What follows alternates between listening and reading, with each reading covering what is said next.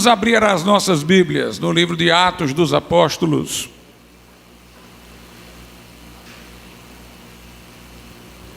Capítulo de número 19. Atos, capítulo de número 19. Onde nós iremos ler os versículos de números 8 e 9. Atos 19, versículos de números 8 e 9.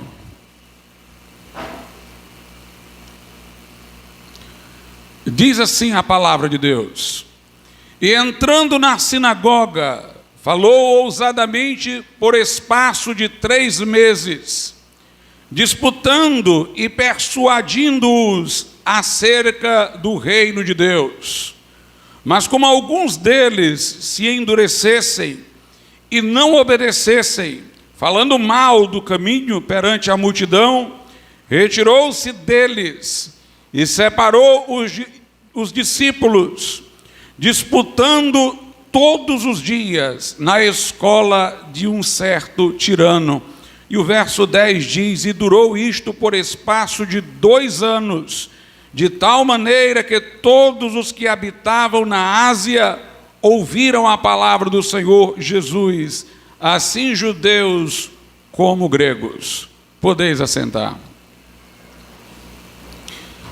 Meus amados irmãos, nós lemos no Novo Testamento, mais particularmente no livro de Atos, como os discípulos, e em especial Paulo, procuravam lugares de discussão, lugares de preleção, para ali poderem, como diz aqui, disputar acerca das Escrituras. Não seria talvez assim que nós falaríamos hoje de evangelismo? Pensamos às vezes num evangelismo muito sentimental, apenas de alguém compartilhando o seu testemunho. Mas nós vemos aqui um evangelismo argumentativo. Nós vemos disputas argumentativas para convencer pessoas da verdade do evangelho. O templo era o lugar por excelência do culto judaico. As sinagogas eram lugares para que a cultura judaica pudesse se manter, onde eles liam as Escrituras, eles trocavam ideias sobre as Escrituras, onde para um judeu havia a oportunidade de falar e de ser ouvido. O apóstolo Paulo, para alcançar os judeus, ia às sinagogas, aproveitava esse espaço de discussão, essa oportunidade que tinha como judeu para ali ler as Escrituras, falar alguma coisa sobre o Velho Testamento, para convencer os judeus de que Jesus era o Cristo.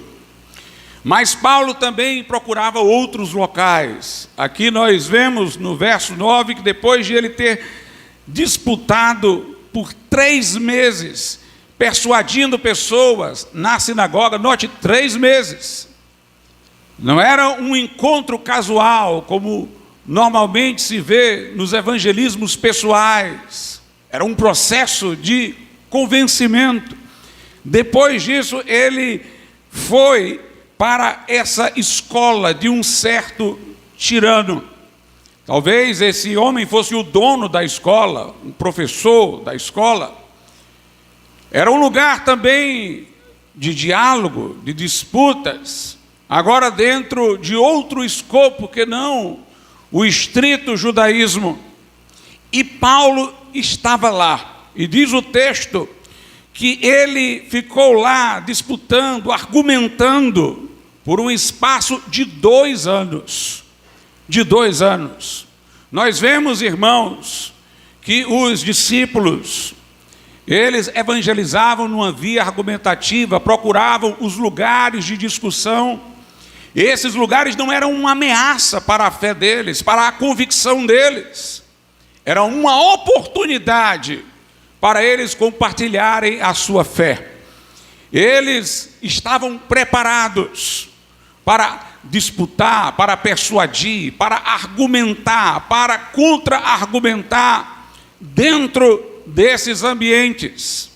E nós vemos como Paulo seguia esse percurso e o fazia devotando tempo. 3 meses numa sinagoga, 2 anos na escola de Tirano. Paulo procurava espaços públicos de discussão. Nós sabemos que ele pregou no Areópago. E lá estavam filósofos epicureus, filósofos estoicos. E quando Paulo começou a expor a eles acerca da ressurreição, acerca da criação, acerca do Deus da Bíblia, da ressurreição de Jesus, Paulo inclusive citou um poeta grego, Arato, que disse uma verdade sobre nós sermos criação de uma divindade específica e única, para a partir dali ele poder falar do Deus da Bíblia. Ele se reportou ao altar que tinha o título de Ao Deus Desconhecido, para a partir dali falar do Deus verdadeiro, que segundo Paulo eles desconheciam, mas que ele viera para anunciar. A Bíblia diz que depois de Paulo ter falado, muitos diziam: nós queremos te ouvir novamente acerca desse assunto. Então nós temos aqui uma igreja, um trabalho missionário que ocupava esses espaços, que não se amedrontava, não se sentia ameaçada por esses espaços, mas que os utilizava para propagar o reino de Deus. As universidades, como nós conhecemos, com essa sequência de estudos em graus acadêmicos, em currículo que segue um fluxo, é uma invenção notadamente cristã. Depois da queda do Império Romano, grande parte da cultura clássica, grega, romana, foi preservada por monges. Os livros foram preservados em monastérios.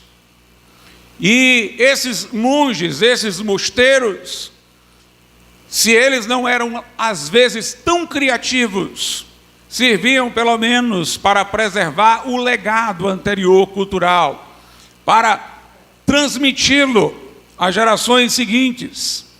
E surgiram escolas monásticas e escolas episcopais, onde pais que tinham condições mandavam seus filhos para estudar nessas escolas, para aprender. E elas evoluíram na direção das universidades. A Universidade de Salerno teve uma escola de medicina incipiente. Bolonha, direito. Veio a escola de Paris, Oxford, depois Cambridge. A Universidade de Praga, Coimbra. E surgiram muitas universidades nesse período medieval. E na época da Reforma surgia a nova Universidade de Wittenberg, a nascente Universidade de Wittenberg. E é interessante, irmãos, como a Reforma Protestante, desde os seus precursores, teve uma movimentação dentro deste ambiente, dentro deste cenário acadêmico e universitário. Em primeiro lugar, eu quero dizer que nós não acreditamos que o Evangelho foi absolutamente perdido e apenas redescoberto no século XVI, como se ao longo de todos esses séculos o mundo estivesse sem testemunha legítima do Evangelho. Nós cremos que desde o princípio, quando a igreja seguiu na direção da apostasia, do desvio, da saída de seus primeiros princípios, de sua base apostólica, movimentos apareceram, sendo guardiões da verdade intacta, da pureza apostólica.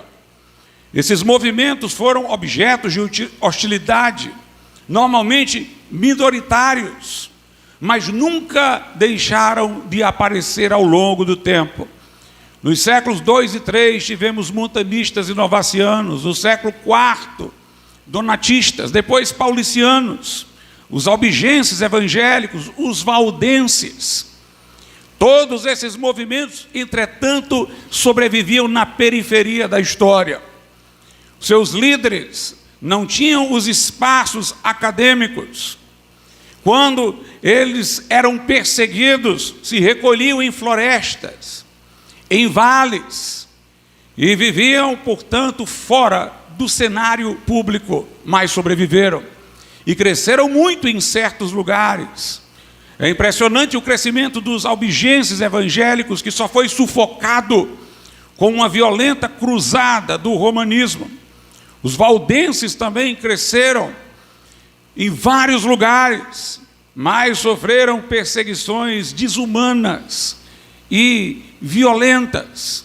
Mas esses grupos estavam lá.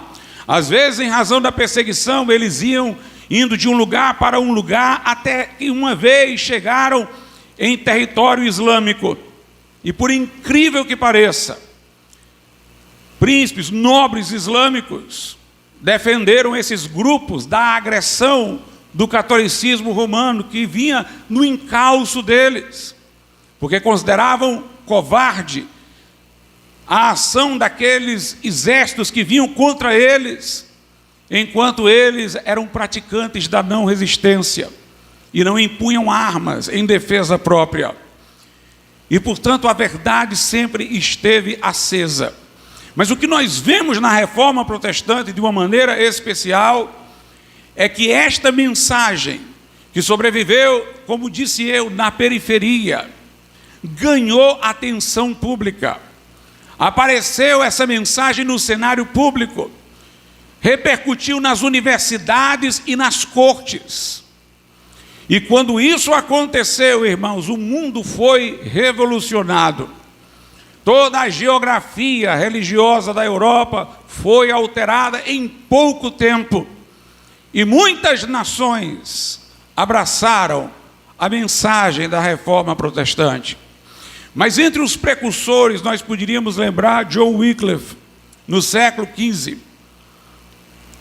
E interessante que nossa igreja está estudando na escola dominical sobre os grupos antecedentes à Reforma. É exatamente movimentos restauradores da fé apostólica, é sobre esses movimentos que vieram desde sempre, guardando a fé muito antes de se ter até aqueles que foram considerados precursores da Reforma. John Wycliffe foi um precursor da Reforma.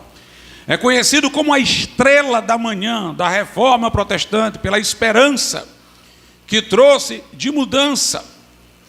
Ele foi professor da Universidade de Oxford, onde também se formou. Tinha o apoio de um nobre importante, que era filho de uma pessoa igualmente importante. E John Wycliffe, com este apoio, muitas vezes não foi levado a uma situação pior, em que inevitavelmente seria condenado. John de Gaunt, filho de Eduardo III, foi alguém que simpatizou com Wycliffe, porque também tinha uma postura contrária aos abusos da igreja, mas por razões políticas.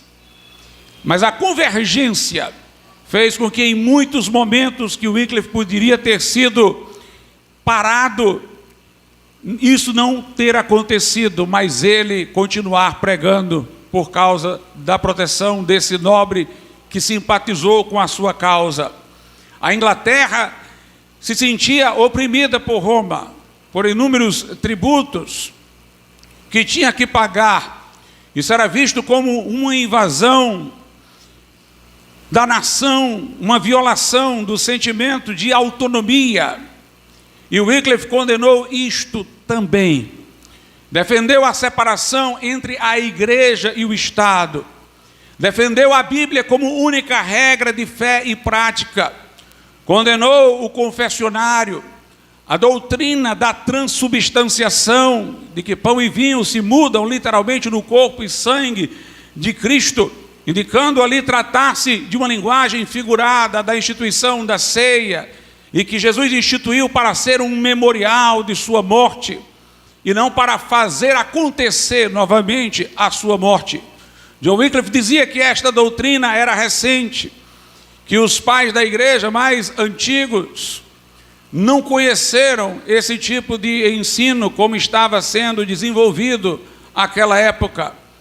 Ele defendeu a salvação pela graça mediante a fé, foi contra o culto aos santos, o culto das relíquias. John Wycliffe foi contra a venda das indulgências antes mesmo de Lutero, escreveu contra a venda das indulgências. E ele teve uma grande preeminência no meio acadêmico. No Balliol College ele foi regente e decano. Depois tornou-se sacerdote pároco em Lincolnshire, um pequeno vilarejo.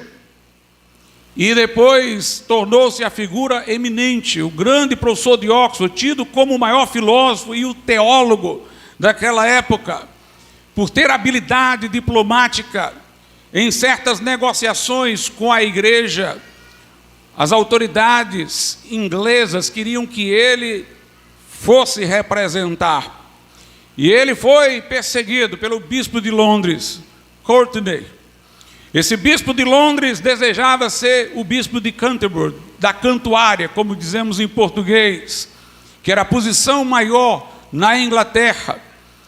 E quando Roma antipatizou os escritos de John Wycliffe, então Courtenay se tornou, na Inglaterra, o grande perseguidor de John Wycliffe.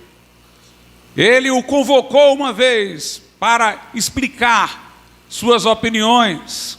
Na verdade, ele queria que Wycliffe se retratasse, mas a reunião terminou numa grande confusão por interferência do nobre que apoiava John Wycliffe e pelo apoio popular que Wycliffe tinha, e ela não obteve um encerramento regular.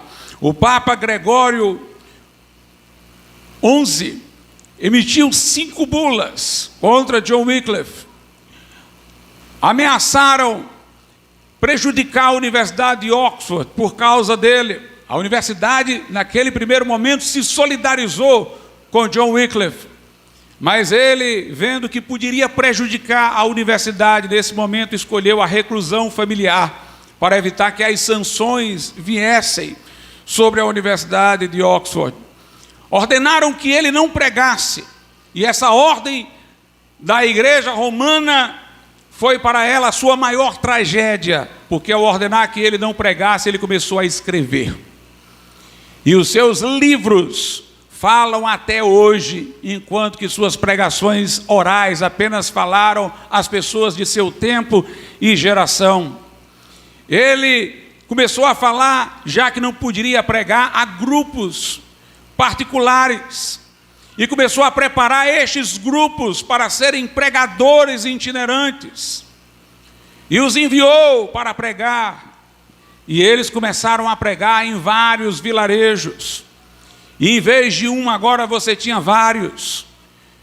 Em vez de uma mensagem oral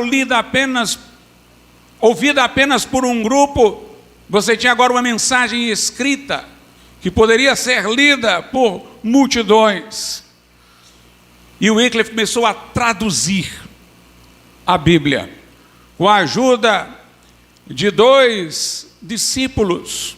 Ele começou a traduzir a Bíblia do latim para o inglês.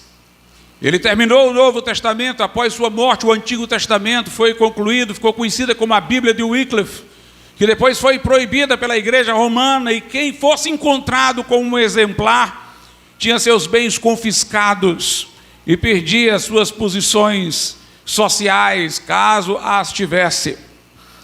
Uma das coisas, irmãos, que foi providencial nos dias de Wycliffe, para que Roma não acelerasse as coisas contra ele, o que teria resultado em ele ir para uma fogueira, por exemplo, foi que naquela época houve o chamado cisma do Ocidente, quando 2 papas reivindicavam o título.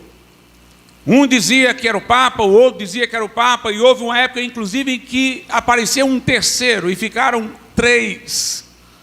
Esse cisma criou uma polêmica tão grande para a Igreja Católica, que as ações contra Wycliffe eram adiadas.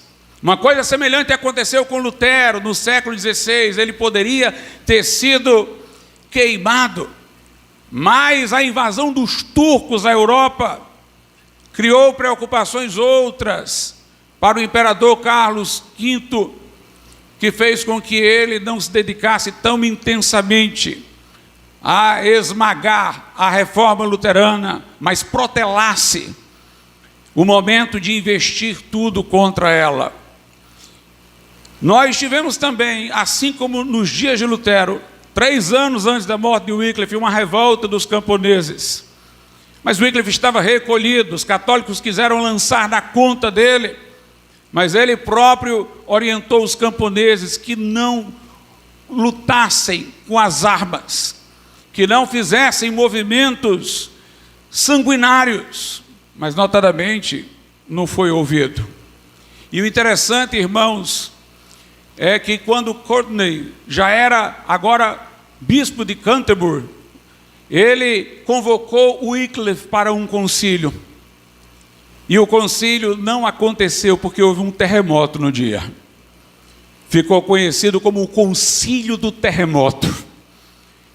E os que seguiam Wycliffe entendiam que aquilo ali era um sinal do juízo divino contra aqueles que o queriam perseguir. Depois da sua morte, Wycliffe foi condenado pelo concílio de Constança, que foi o concílio que resolveu o problema dos papas que disputavam entre si o título. Inclusive, este concílio de Constança adotou a teoria conciliarista, de que quem é infalível não é o Papa, mas é o concílio. Porque, inclusive, o concílio decidiu quem era Papa. E, mais adiante, no século XIX, no concílio do Vaticano I, a Igreja Romana estabeleceu o dogma da infalibilidade do Papa e deu primazia ao Papa. Conciliaristas, como Nicolau de Cusa, Dante Alighieri, e papistas, que queriam o primado do Papa e não do concílio, existiram ao longo de toda a Idade Média. Mas se o concílio de Constança é admitido pela Igreja Católica como um concílio válido, que inclusive resolveu o cisma do Ocidente, então ela deveria aceitar que a posição desse concílio, de que o concílio era infalível, também seria a que deveria ser mantida. No entanto, o Papa do século XIX reuniu um concílio e disse que não era o concílio que mandava, mas ele. E para mostrar a sua força, logo depois, ele estabeleceu um novo dogma sobre Maria, sem reunir concílio. Ele precisou do concílio para reconhecer a sua infalibilidade, e depois começou a agir, criando um novo dogma, sem o concílio. Se o Papa do século XIX é infalível, o concílio de Constança errou. Mas se o concílio de Constança acertou, o Papa do século XIX está errado. Por isso que Lutero disse, diante da dieta de Worms, que os concílios e os papas se contradizem. E o que é confiável é apenas a autoridade das Escrituras. Esse concílio condenou John Wycliffe. Ele havia sido enterrado em território sagrado, de igreja, porque nunca havia chegado uma condenação definitiva, oficial, enquanto ele vivia. Só as ameaças, só as bulas de progressivas excomunhões, até ter aquela que era a definitiva. E o concílio decidiu que o corpo dele deveria ser tirado de local sagrado. E foi tirado e colocado em outro lugar. E depois veio um papa que disse, não, colocado em outro lugar, não, ele deve ser queimado. E essa ordem foi cumprida, e o corpo dele que já estava enterrado, passado todo esse tempo, foi queimado, e as cinzas lançadas num rio próximo. E os historiadores evangélicos dizem, assim como o rio levou aquelas cinzas para os mares e os oceanos, assim também a obra de Wycliffe se difundiu por toda a Europa. Mas note como a coisa aconteceu no âmbito da Universidade de Oxford. Depois, muitos aliados de Wycliffe em Oxford foram igualmente excomungados, mas não foram covardes. Enfrentaram as consequências, não retrocederam. Depois nós tivemos John Hus, lá na Boêmia. O imperador do Império Sacro Romano mudou a sede do seu reinado de Roma para a Boêmia, que era o lugar de seu nascimento, e cuidou de fazer o casamento entre Ana da Boêmia e Ricardo II da Inglaterra. Devido a essa proximidade da Boêmia com a Inglaterra, ele criou uma ponte para envio de estudantes para Oxford. Ele constituiu a universidade lá de Praga, na Boêmia, e estudantes passaram por esse caminho de entrosamento com a Inglaterra a terem a oportunidade de estudar em Oxford.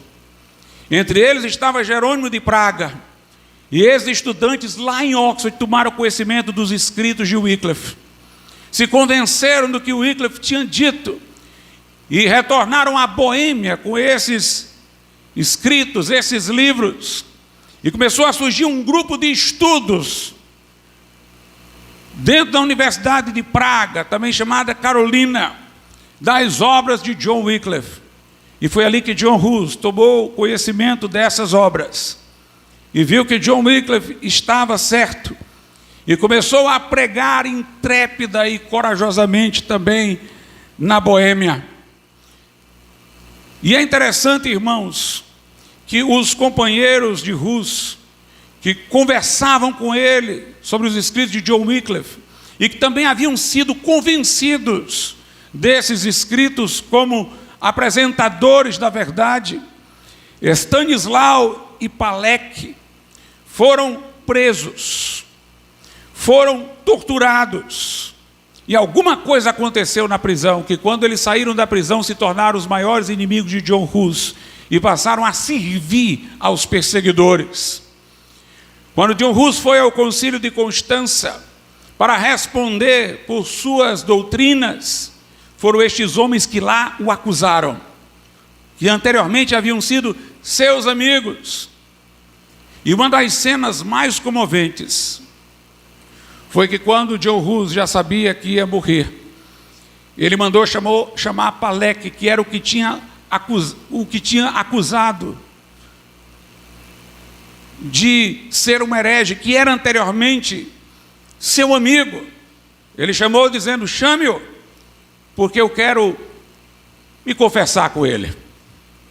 E quando Palek entrou já irado, pedindo a retratação de John Hus. E John Hus disse: como é que você quer que eu me retrate? Diga que não creio numa coisa que eu sei que é verdade. Você faria isso? E naquele momento Palek disse: isso realmente é muito difícil, e começou a chorar. E os dois se abraçaram e choraram antes da morte de John Hus. Uma das preocupações de John Hus era de que ele, sendo condenado à morte no Concílio de Constança, não pudesse pagar o dinheiro que pediu emprestado para viajar até lá. Era essa a sua preocupação. Muitos nobres o acompanhavam. Ele tinha a solidariedade de muitos nobres da Boêmia. E no Concílio de Constança havia um salvo-conduto dado pelo imperador Sigismundo, uma garantia de que ele iria, fim do concílio, voltar para casa. Mas Sigismundo mudou de ideia. E ele foi um dos que começou a pedir a condenação de John Hus antes mesmo que a sentença viesse. Quando John Hus, no último momento, olhou para ele, para, pelo seu olhar, lembrá-lo do salvo-conduto, ele ficou vermelho de vergonha e virou o rosto para o lado. E é interessante, meus irmãos, isso também, sabe por quê? Porque foi daí que veio a prática dos jesuítas, que surgiram depois da Reforma. A prática de mentir, de ludibriar, de não manter a palavra, de não manter juramento, de dizer que é possível agir de maneira antiética quando for em prol de uma boa causa. E como o Concílio de Constança foi reconhecido pela igreja, inclusive por ter resolvido o problema do cisma do Ocidente, foi reconhecido na condenação de John Wycliffe, então ele, em outras palavras, implicitamente reconheceu que uma palavra dada, como eles diziam, a um herege não precisa ser mantida. Católicos costumam dizer que o Concílio de Trento ofereceu aos protestantes a oportunidade de estarem lá, mas os protestantes não foram. Aí os defensores do Concílio de Trento dizem, está aí, eles poderiam ter ido. Mas como você ia a um concílio que partia do pressuposto de que palavra dada a um herege não poderia ser mantida. Interessante que no convite de Trento eles diziam, mas não se preocupem que não vai acontecer como Constança. Então reconheceram o que aconteceu lá, isso daí. E teria sido trágico se eles tivessem ido ao Concílio de Trento. Isso teria resultado, por certo, na condenação dos reformadores que comparecessem. Lá na Boêmia, assim como na Inglaterra, houve uma ameaça a Oxford, houve uma ameaça de interdito, por causa da pregação de John Hus. Eles disseram que se John Hus pregasse, então os padres não poderiam batizar, celebrar nada, porque nada valeria, o lugar estaria sob interdição, Praga estaria sob interdição. E nesse momento John Hus foi até o exílio para evitar prejudicar o povo. Mas como eu disse, depois ele foi ao Concílio de Constança. E o salvo-conduto não foi respeitado e ele foi condenado. Várias vezes ele pediu para falar, mas não deixavam ele falar, gritavam quando ele falava. Ele não tinha essa oportunidade. E o momento em que ele vai para a fogueira é um dos momentos mais maravilhosos da história da Reforma. Porque, para zombar dele, chamaram-no de Judas no percurso, dizendo, você é um Judas, traidor, aos demônios entregamos sua alma. E John Hus olhou para o céu e disse, a ti, Jesus, entrego a alma que tu salvaste. Ele ia carregando um cálice que amarraram a sua mão de propósito, e no final tiraram o cálice, dizendo, tu não és digno do cálice do Senhor. Ele disse, pois eu digo que hoje mesmo o beberei no reino dos céus. E lá na fogueira, John Hus disse, filho de Davi, tem compaixão de mim. E começou a cantar.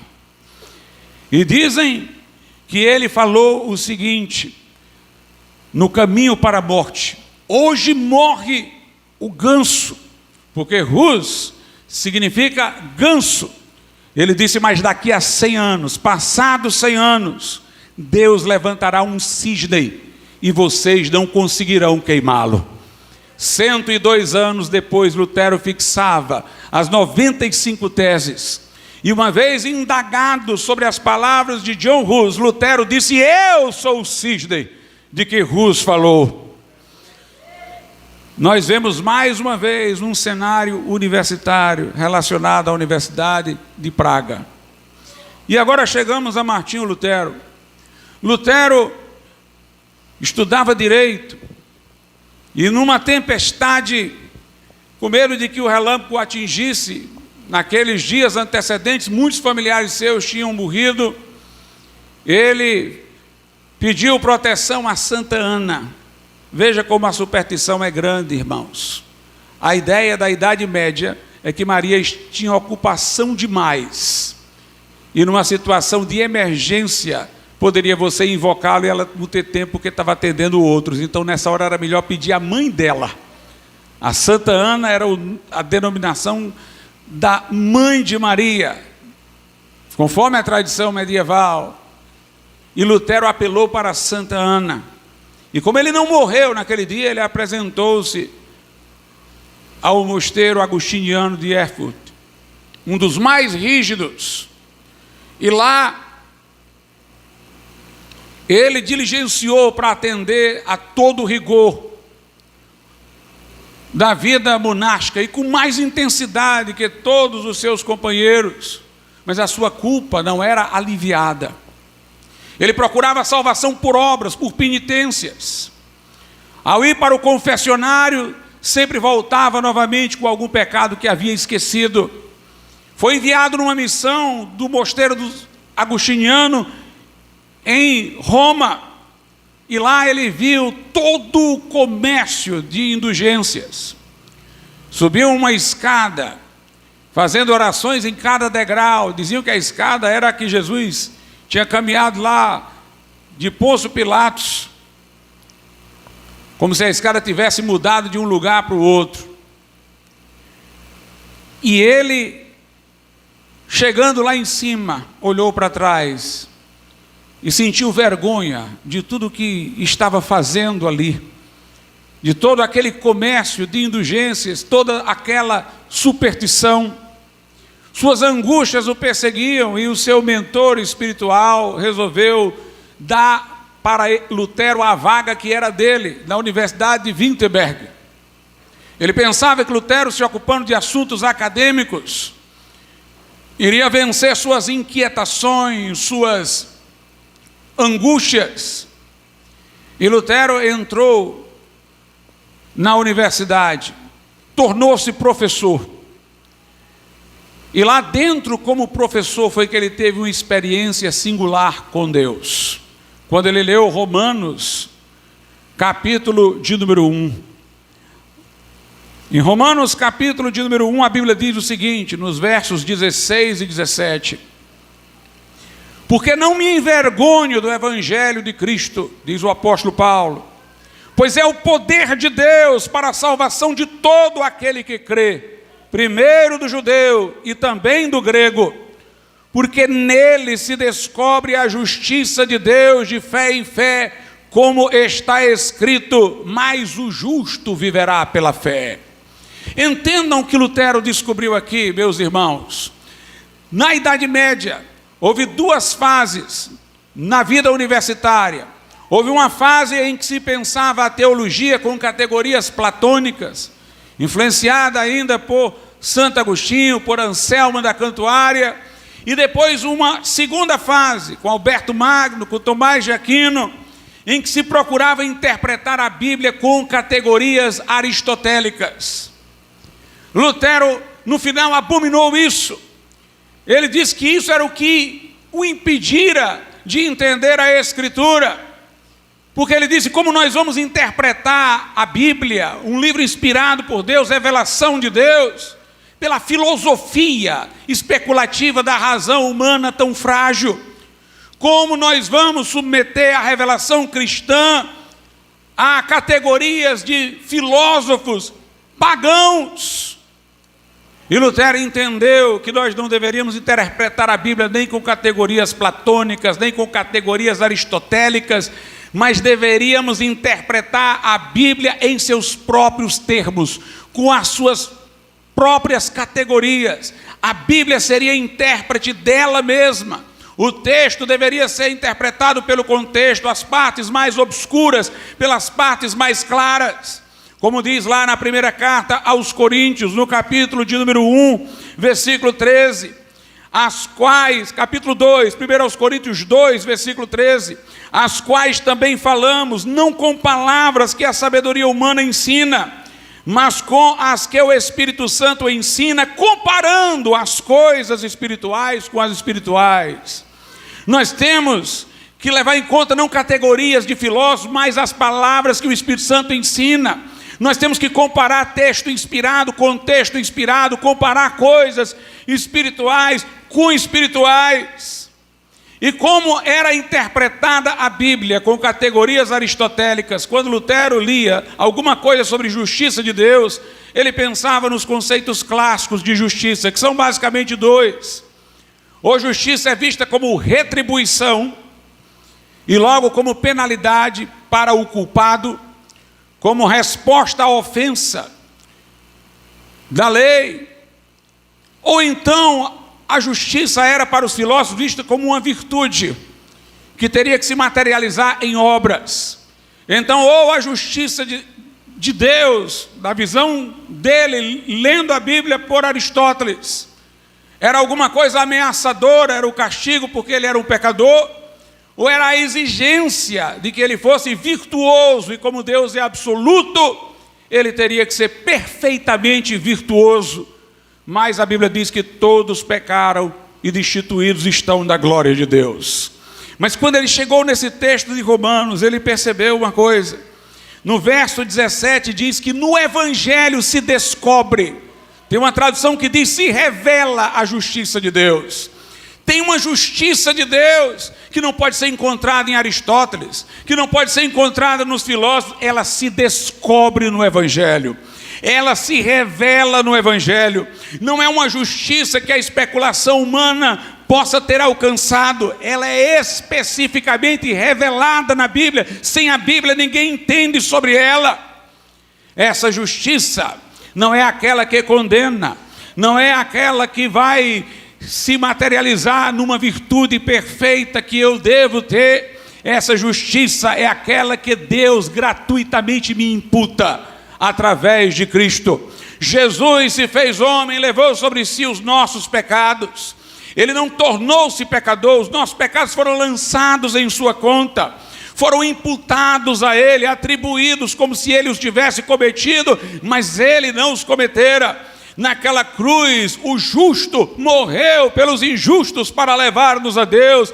Ele se fez maldição por nós, mas antes de ir à cruz, Jesus nasceu como homem, cresceu, foi tentado como no deserto, mas sem pecado. Tornou-se o homem modelo, o homem reto, o homem que obedeceu perfeitamente a lei. O Pai disse: este é meu filho amado em quem me comprazo. Quando ele tomou sobre si os nossos pecados, foi para que nós levássemos sobre nós a sua retidão, assim como os nossos pecados foram imputados a ele. Para o que crê, a sua justiça, a sua retidão, a sua perfeição é imputada. Nós somos justificados pela justiça de Cristo, assim como Jesus naquela cruz morreu pelos nossos pecados. Jesus não tem nenhum pecado, exceto o nosso, que ele levou lá na cruz e desfez pela sua morte. E nós não temos nenhuma justiça, senão aquela de Cristo que nos é imputada. Abraão creu na profecia sobre Jesus, na promessa do Redentor, e por antecipação isso lhe foi imputado como justiça. Não é a justiça que se desenvolve na virtude, não é a justiça que pune, é a justiça que é imputada, que é dada gratuitamente. É a justiça de Deus que se revela no Evangelho de fé em fé, como está escrito: o justo viverá pela fé. Lá na Epístola de Pedro,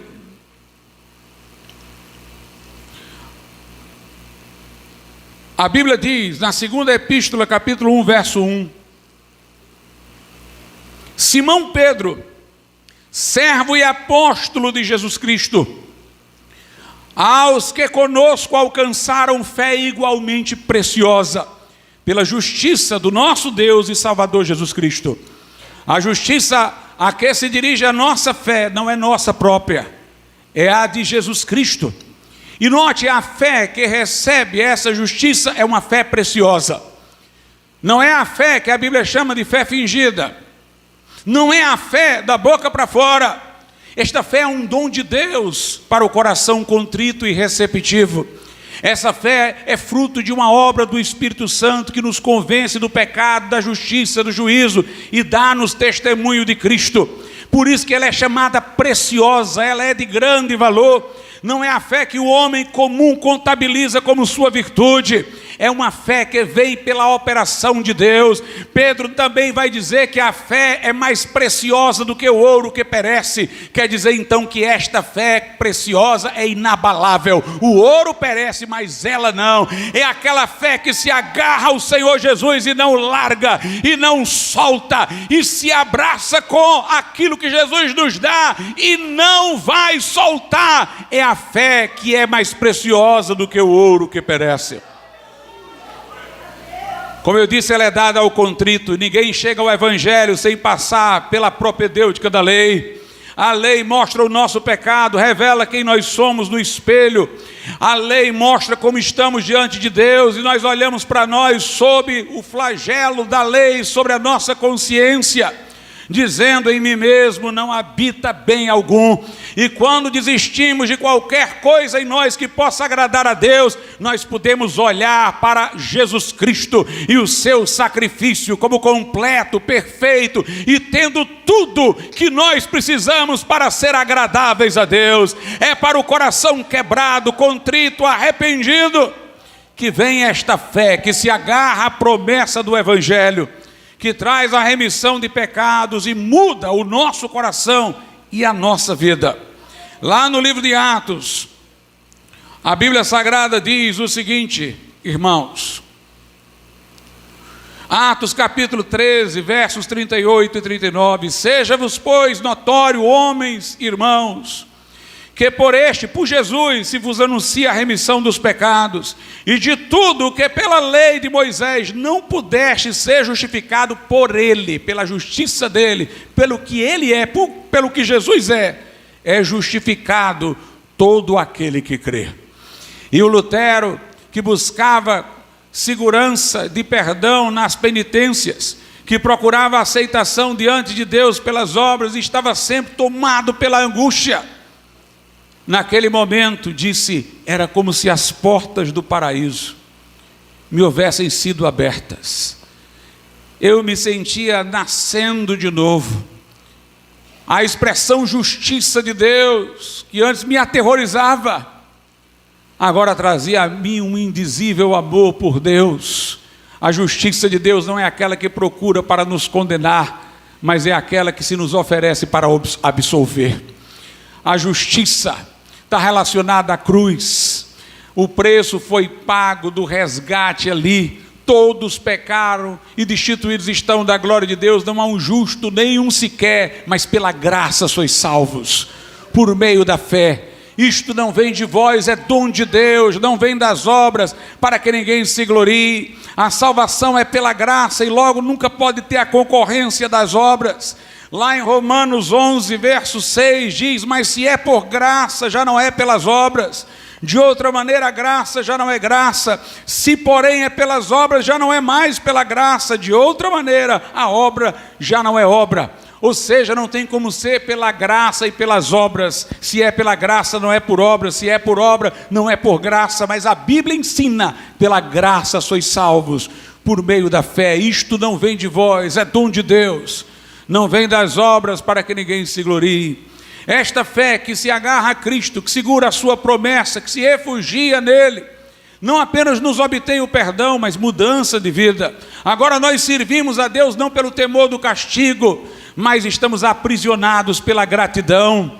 E estamos tomados pelo amor por Ele, por tão grande bem que Ele fez à nossa alma. Estamos cantando como Paulo: estávamos mortos em delitos e pecados, éramos por natureza filhos da ira como os demais, fazíamos a vontade da carne e dos pensamentos segundo o Espírito que agora opera nos filhos da desobediência. Era assim, mas Deus tem a adversativa. Deus entrou nessa história, mas Deus, sendo rico em misericórdia, pelo muito amor com que nos amou, nos deu vida juntamente com Cristo. Pela graça sois salvos. Estamos extasiados, como diz João, quando diz: vede como é grande o amor concedido a nós pelo Pai, ao ponto de sermos chamados filhos de Deus. Nós que estávamos longe, agora pelo sangue de Jesus estamos perto. Nós que estávamos atemorizados, agora temos o Espírito de adoção que clama: Abba, Pai. Uma mudança de vida. Note, Lutero teve que entender que a Bíblia é interpretada pela Bíblia e não por categorias estranhas de filósofos. E quando ele teve essa experiência, ele compartilhou com seus colegas, professores, estudantes, monges. Mas a coisa aqueceu quando começaram a vender indulgências, certificados dizendo exatamente quanto tempo a pessoa teria de perdão em função de quanto de dinheiro ela tinha dado. Essa venda de indulgências era para financiar a construção da nova Basílica de São Pedro. E Lutero, quando viu a venda das indulgências, soube dela, ele revoltou-se, porque ela era a negação de tudo que ele estava pregando, a salvação por graça. Ele fixou nas portas da igreja do castelo de Wittenberg as 95 teses. Ele colocou para estudantes e professores lerem. Essas teses eram para ser debatidas dentro do meio acadêmico, mas possivelmente alguém tirou de lá e levou para uma gráfica e imprimiu, e começou a aparecer cópias em toda parte, pessoas estavam lendo em todo lugar. E Lutero foi ameaçado, convidado para conversar com o cardeal Caetano, que foi uma grande figura, um tomista muito conhecido. E o cardeal só queria que ele renunciasse à fé, mas ele quis debater. E o cardeal não aceitou que ele falasse. O pouco que ele falou perturbou o cardeal, que depois ficou falando que os seus olhos eram profundos, que ficou impressionado com ele. O seu mentor espiritual no mosteiro dos agostinianos liberou o Lutero dos votos, para que ele não pudesse ser considerado um traidor dos votos na sua luta contra Roma, para ele ficar livre para pregar o que quiser. Foi no intuito de ajudá-lo. E Lutero voltou daquele encontro. Depois ele participou de um debate com o Dr. Eck em Leipzig. E lá ele foi muito firme em dizer que as Escrituras eram a única autoridade, que o Papa, os concílios entravam em contradição e que só as Escrituras eram infalíveis. É interessante que nesse debate, o seu interlocutor disse: o que você está falando é o que John Hus disse. Lutero não conhecia muito os escritos de John Hus, e ele disse: não, eu estou defendendo o que eu penso. Mas houve um intervalo, e alguns que tinham conhecimento de John Hus mostraram os escritos de John Hus para Lutero. E na nova fase do debate, Lutero disse: sim, eu sou hussita. Houve um momento que ele disse herege ou não, ele disse a verdade. E meus irmãos, houve bula de excomunhão, ameaçando uma excomunhão total de Lutero, exsurge domini. E Lutero queimou a bula na presença de professores e de estudantes, junto com livros do direito canônico. Naquele momento foi tão firme que ainda disse que aquela bula era do anticristo e que o trono papal estava ocupado por Satanás. Disse palavras fortes. Foi convocado à dieta de Worms com um salvo-conduto do príncipe eleitor Frederico, e lá ele professou a sua fé com coragem. Ele defendeu os seus escritos. Ele disse que não se retrataria a não ser que alguém mostrasse pelas Escrituras que ele estava errado e que ele estava aberto a isso. Ele disse que sua consciência era prisioneira da palavra de Deus e que não poderia agir de outra forma, e concluiu dizendo: que Deus venha em meu auxílio. Ali, meus irmãos, não era mais só o papado, era todo o império que estava abalado com a firmeza deste homem. O seu protetor levou a um castelo para que seus inimigos não o pegassem. Por muito tempo ele ficou lá e traduziu o Novo Testamento. Mais adiante completou a tradução com a ajuda de outros do Velho Testamento. E mais uma vez a Bíblia estava disponível para um povo específico, agora para o povo alemão, em sua própria língua. A Universidade de Wittenberg ficou com Lutero, meus irmãos. E lá eles reformularam o currículo, introduziram o hebraico. Tornou-se uma grande universidade. Melanchthon era um grande pesquisador dos escritos de Aristóteles. Há quem diga que Lutero repudiava Aristóteles, mas não é verdade. Lutero dizia que repudiava o Aristóteles teólogo. Ele dizia: vocês católicos fizeram Aristóteles virar o que ele não era, um teólogo. No final, a escritura é mudada por Aristóteles e o pensamento de Aristóteles é mudado porque vocês colocam teologia na boca dele. Mas Melancton foi um grande estudioso de Aristóteles. E Lutero disse que sobre política era melhor consultar a obra dos gentios, dos pagãos, que tinha muita coisa importante, boa, que eles disseram.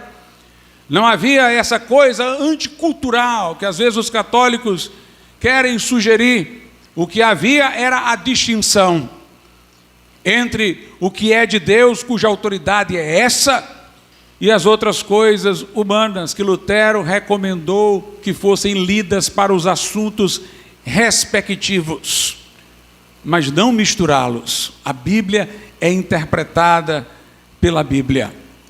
Meus amados irmãos, nós vemos ainda muitas coisas acontecerem, porque depois de Lutero, no século seguinte, houve um movimento pietista na Alemanha. A igreja luterana perdeu o seu calor, a sua força, e Spener, um homem piedoso, procurou recuperar a intensidade da vida com Deus pelas doutrinas da Reforma.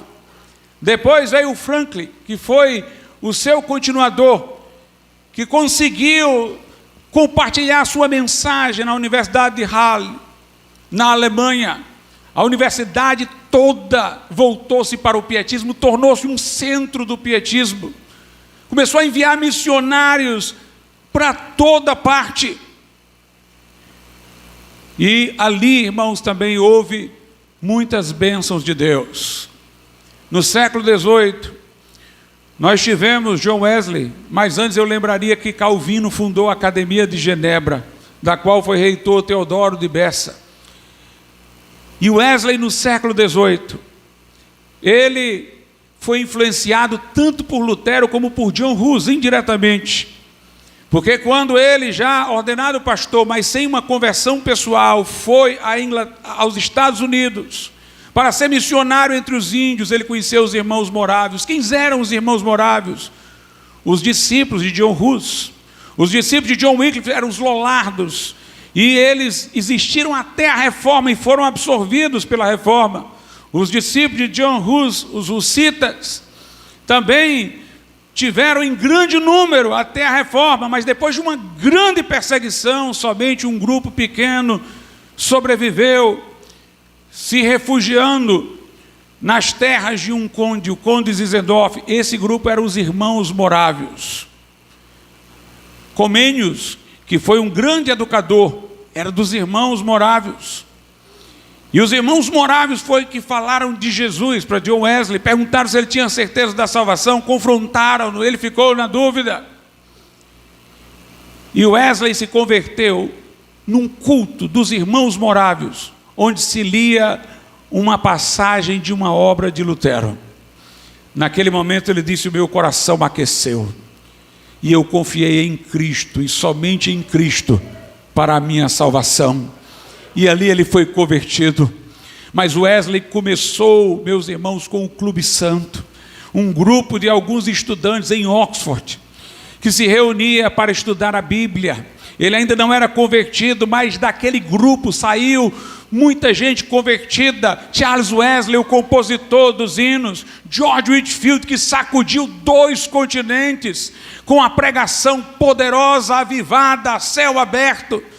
George Whitefield e John Wesley, que foi o fundador da igreja metodista indiretamente. Quando ele morreu ainda não existia a igreja, mas o caminho estava traçado para ela existir. Daquele movimento vieram todos estes grandes homens. Eles se reuniam na Universidade de Oxford. Wesley era um fellow, era um membro da universidade, de uma das faculdades de Oxford.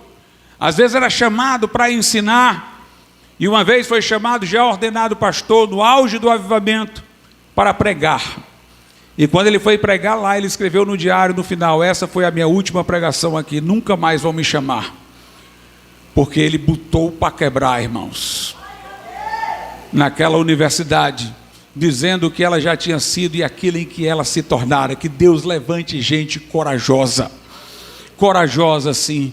Jonathan Edwards, que foi o grande avivalista americano, o que pregou aquele famoso sermão, pecadores nas mãos de um Deus irado, era um gênio. Jonathan Edwards, com 6 anos ele começou a aprender latim, com 9 anos mais ou menos já falava hebraico, grego, era um gênio, um teólogo e um filósofo, o maior filósofo da Nova Inglaterra.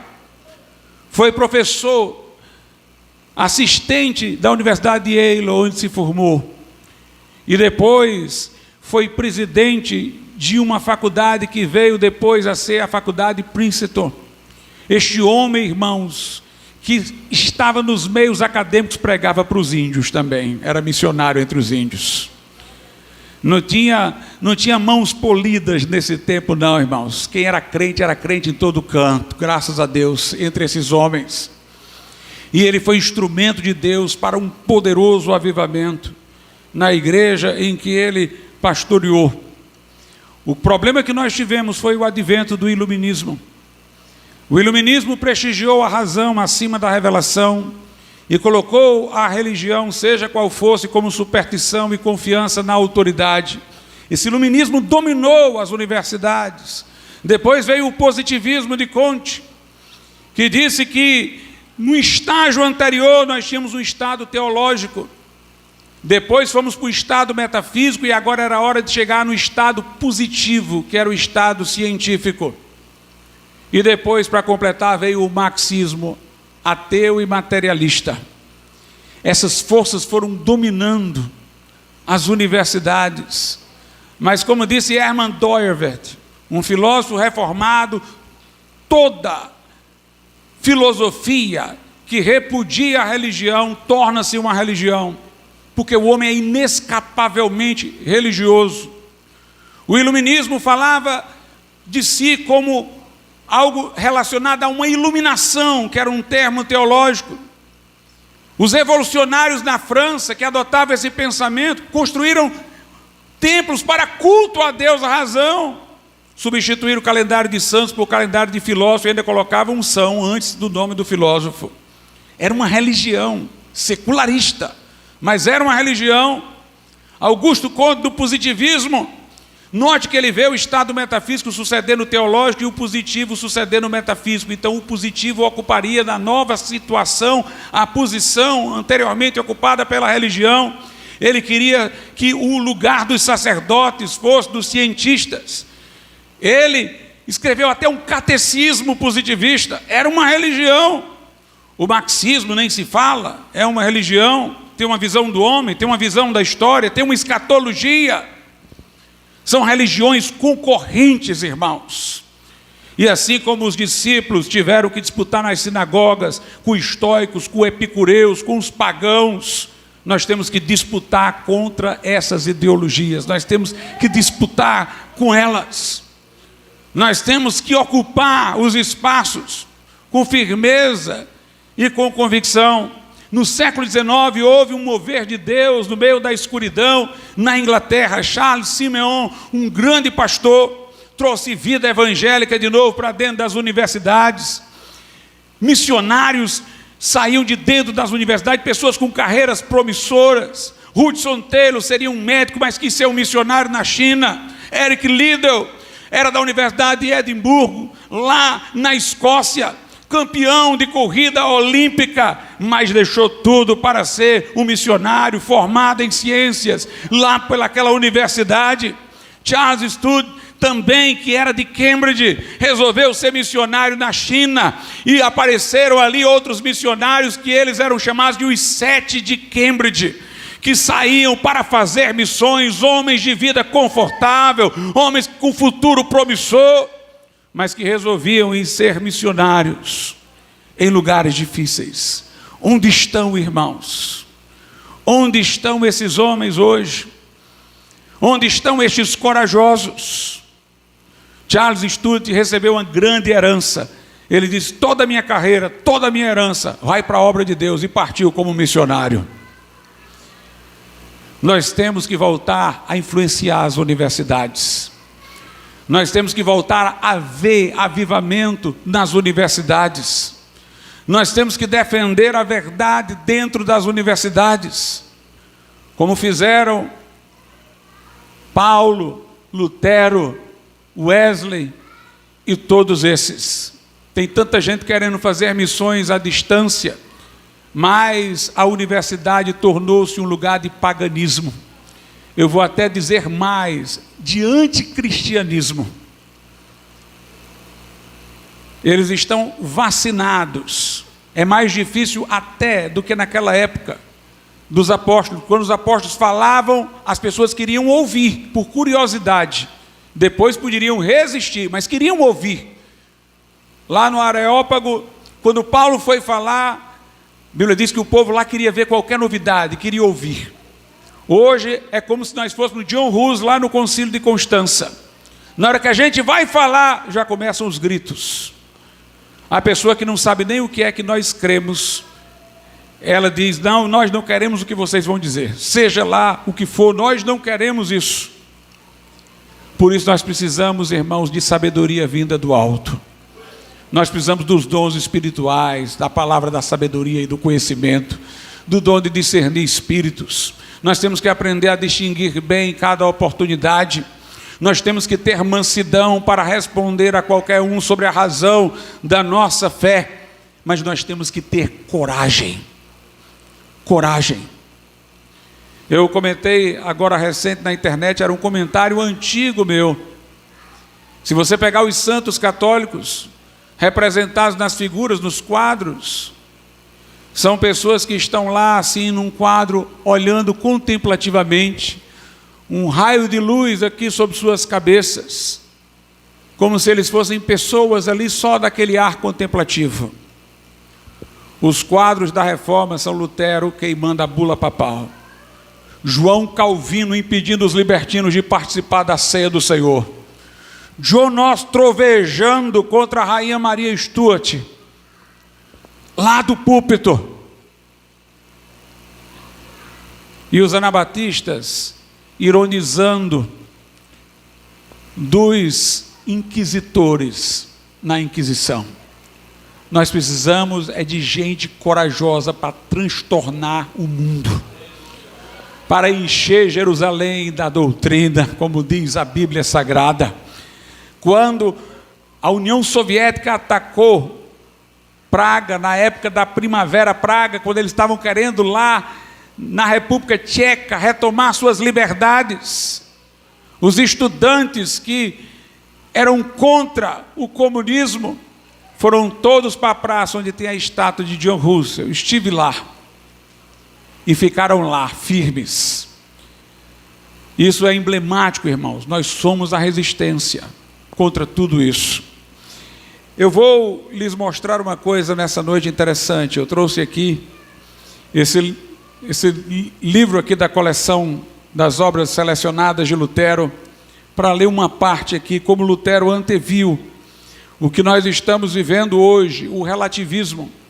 Ele disse: a reforma libertou o povo do Papa para colocar o povo debaixo da Escritura Sagrada. O Papa era alguém que queria colocar-se acima da Bíblia.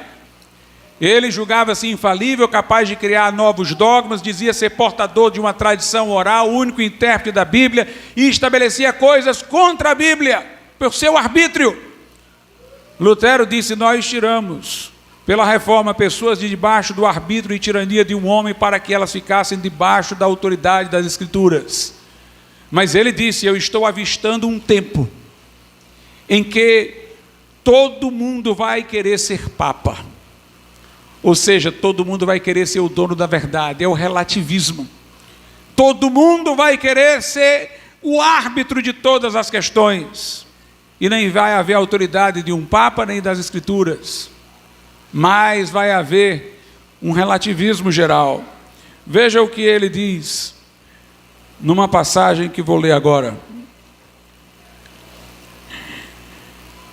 Isso eu digo como advertência a todo aquele que o quer aceitar, porque tudo e quase todos querem ser livres, e desprezam a palavra de Deus.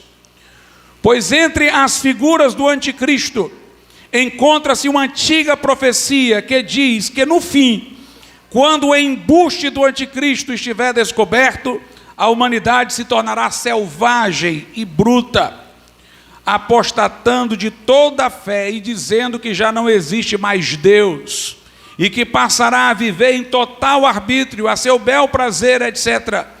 Essas antigas figuras, com efeito, me comoveram profundamente e acertam na mosca, pois não ter Deus significa não acreditar nem nisto nem naquilo, mas estar livre de toda doutrina e pregação feita em nome de Deus, pois a Deus se pode ter somente por meio da palavra e da fé.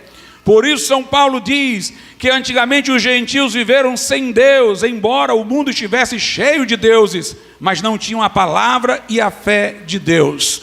Ele também diz que o anticristo irá exaltar-se não sobre Deus, pois isso é impossível, mas supra dictum et cultum Dei, isto é, sobre a palavra e o culto de Deus.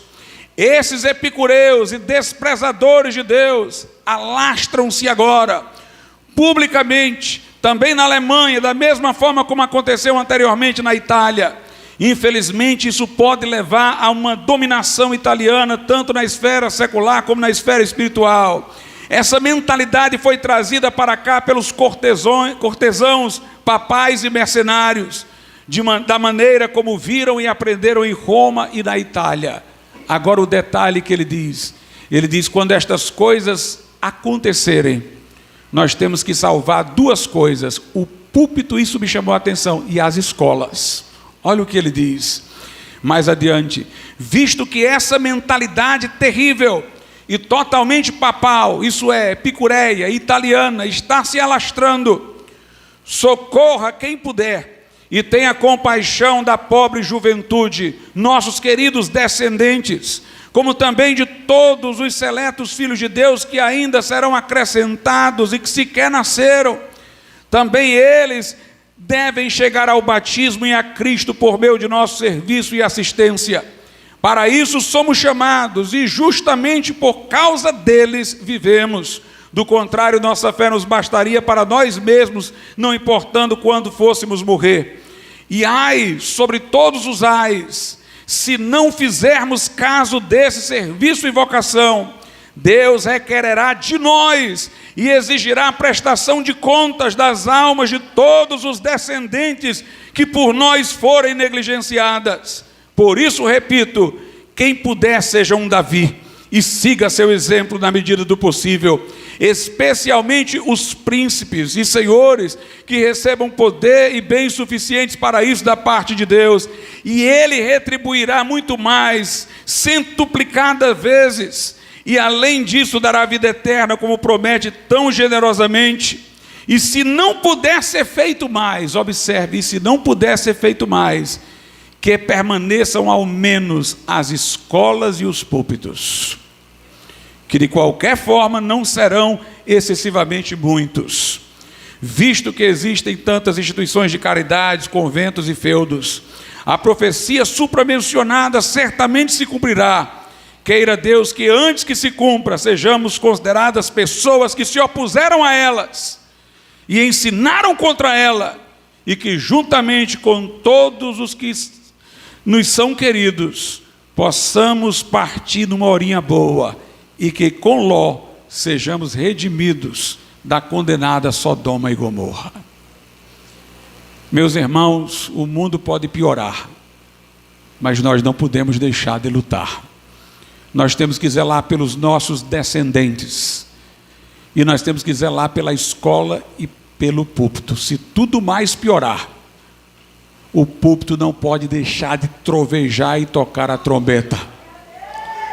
E nós não podemos nunca entregar as escolas a eles. Sejamos sal da terra, sejamos luz do mundo, sejamos corajosos e fortes, e Deus nos abençoará. Vamos ficar de pé. Convido os irmãos que vão louvar a Deus nesse momento com o hino Castelo Forte, o hino que Lutero compôs durante a Reforma Protestante.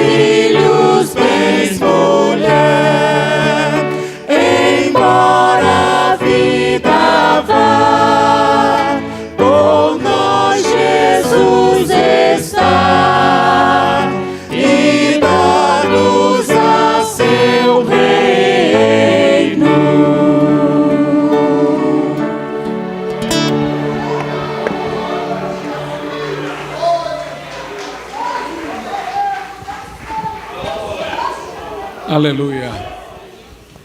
A caminho da dieta de Worms, quiseram amedrontar Lutero pelo perigo de ele ser morto lá. Mas ele disse: ainda que haja tantos demônios quanto seja o número de telhas naquele local, eu irei. Meus amados irmãos, nós precisamos, como eu disse, de coragem nesse momento. As armas da nossa milícia não são carnais, mas são poderosas em Deus para destruir fortalezas, para derrubar toda a altivez do homem que se levanta contra o conhecimento de Deus e trazer cativo todo o pensamento a Cristo. Nós não podemos ser silentes e omissos. E eu faço um apelo diferente nessa noite. Se você diz: pastor, na minha escola, na minha faculdade, devido à tensão do ambiente, eu estou sendo omissa. Eu quero me preparar para eu fazer bem, mas eu quero fazer, estou decidido a fazer. Eu não quero mais permanecer silenciosamente ali, só para atravessar aquele momento e ir embora. Eu quero falar, eu quero me expressar, eu quero aprender, mas eu quero ter coragem. Se você hoje precisa dizer a Deus: Senhor, eu tenho sido negligente, eu tenho sido omisso, mas eu quero mudar. Eu lhe faço um convite: saia de onde você estiver, venha aqui à frente, e nós vamos orar pela sua vida. Se houver alguém, algum irmão aqui, irmã, que diz: pastor, eu estou precisando me posicionar, estou sendo cobrada pela minha consciência a me posicionar, porque eu estou sendo calado, eu não estou buscando, me esforçando para aprender como responder e como agir. Se você quer tomar uma posição nesse sentido, nós queremos orar por você nesse momento.